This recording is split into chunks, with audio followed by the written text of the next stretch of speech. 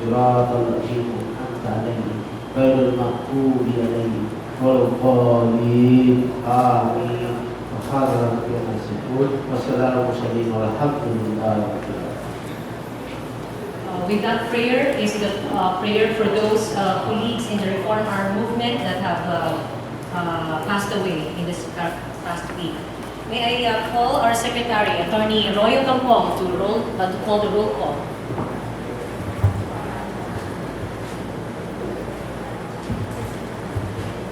The Honorable Senator Kutuk Tumawis, Honorable Mahindra Manjilon, Honorable Junior Rashid Ilimin, Honorable Ilnatum Mungkude, Honorable Baseroto, Honorable Abdul Ali, 6 members of the committee responding to the call.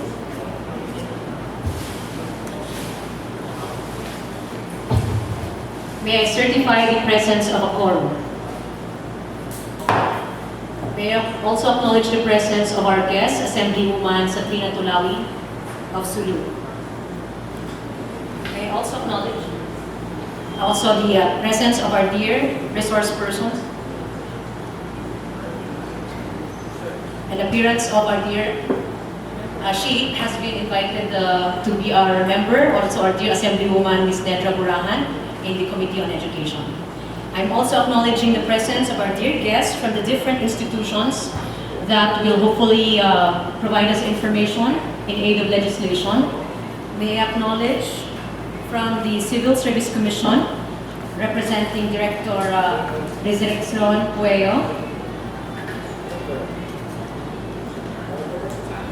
Director Gonzalez, also from the Department of Education, our Undersecretary for the DepEd ARMM for Madaris, Professor Alzad Sattar, Ahlan, and of course our dear representative from the Commission on Higher Education of ARMM, representing our chairperson, Dr. Norma Sharif, of course our dear Professor Amor Pindalihan. Thank you very much.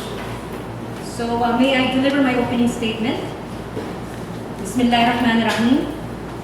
Dear honorable members of the Regional Assembly, committee members of the Committee on Arts, or Education, Arts, Culture, and Sports Development.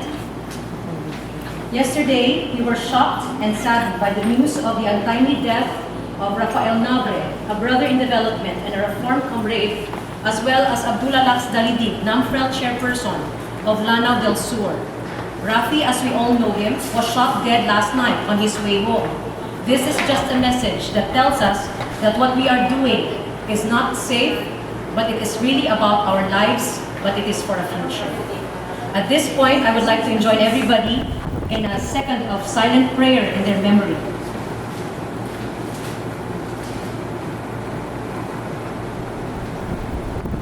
Thank you. Welcome to the third committee hearing of the Committee on Education, Culture, Arts, and Sports Development. This afternoon, we are going to follow through some of the issues that this committee has already heard in our previous hearing and meetings. Allow me to thank our resource persons from the Civil Service Commission region, the Commission on Higher Education, and the Department of Education, ARMM. And inshallah, next week, the Department of Education Secretary Jamar Kulayan will join us in the Monday hearing, as well as guests from the Office of the Regional Governor and the GSIS, who we hope to invite. We hope they would be able to shed light on the issues surrounding the so-called problems of CSC opinions and rulings on appointments, proposed amendments to the Muslim Mindanao Act 279, and our updates on developments in Madaris, in the Department of Education, and the Commission on Higher Education, which is supposedly overlooking the 100 colleges and universities in the region. We also would like to, inshallah, acknowledge future civil society presence, partners in the education sector who will come. So let me start with the first presentation by the resource persons. Our first resource is from the Civil Service Commission. May I give, oh yes, dear. Okay. I noticed someone here that it is not indicated in our order of business with regards to the last meeting. Yes. And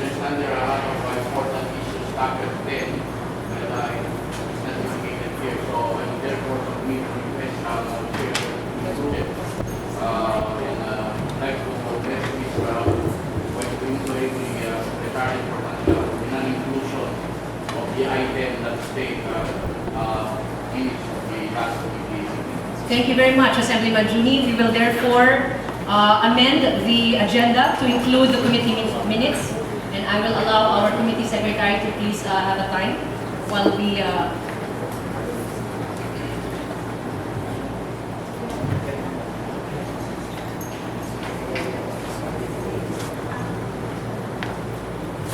So may I call on Attorney Royal to orient us on the last committee hearing minutes.